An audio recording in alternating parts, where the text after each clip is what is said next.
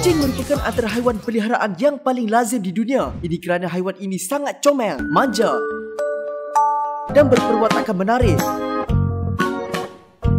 Namun pernahkah anda terfikir, kenapa kucing mempunyai misai? Dan apakah fungsinya? Apa akan berlaku pada kucing jika kita memotong misainya? Jom kita selidik sepantas mungkin.